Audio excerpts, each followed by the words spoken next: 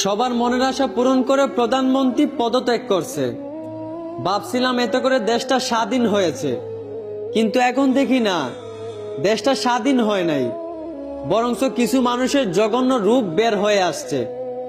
দেশ স্বাধীন হয় তারা এতটাই খুশি হয়েছে যে এই খুশিতে তারা মানুষের ঘরবাড়ি আগুন দিয়ে পুড়ায় ফেলতেছে, ভাঙচুর থেকে শুরু করে যা মন চায় তাই করতেছে।